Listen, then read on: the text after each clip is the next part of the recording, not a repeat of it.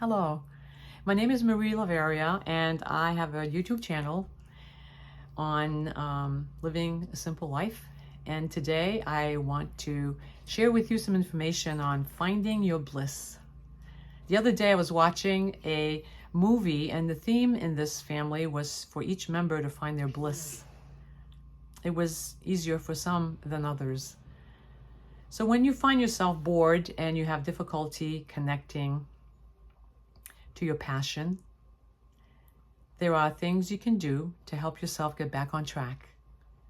Finding one's bliss is a way to reconnect with ourselves and to what gives us joy. You ask, what is bliss?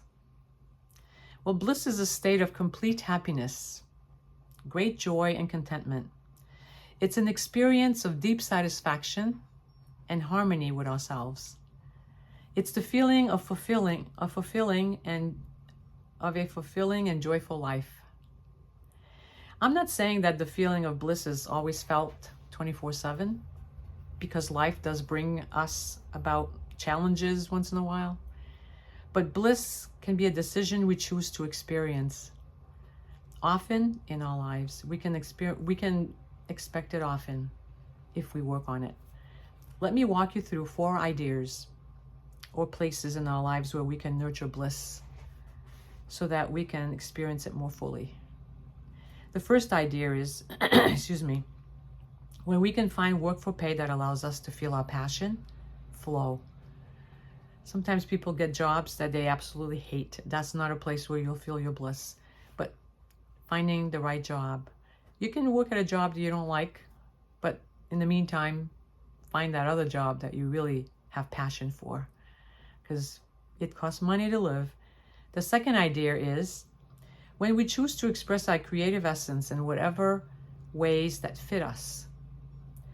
To be creative daily, and you can be creative in a million different ways.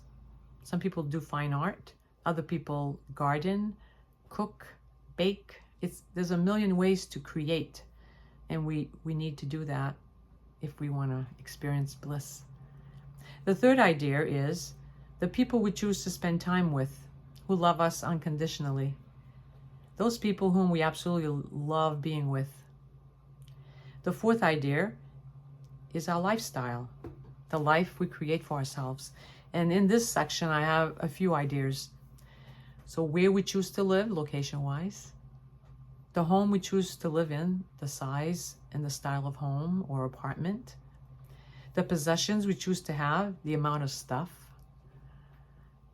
The pets we choose to care for or to visit. It's okay not to have a pet, but interacting with a domesticated animal usually allows us to experience unconditional love, and it's important to have that exposure. The thoughts we allow ourselves to think of on a regular basis, hopefully positive ones. The ways in which we spend our valuable time on this planet. This is all part of our lifestyle. And the last idea here is how well we care for ourselves, our health. So those last ideas were all under our lifestyle. Just remember that our culture does not always support us in finding our bliss, because in doing so, we're walking to our own beat. We're embracing our true selves and seeking authenticity. Society usually appreciates followers and people who go along with the status quo. When we walk out of step with what everyone else is doing, sometimes people call us weird, strange, or odd, and that's okay.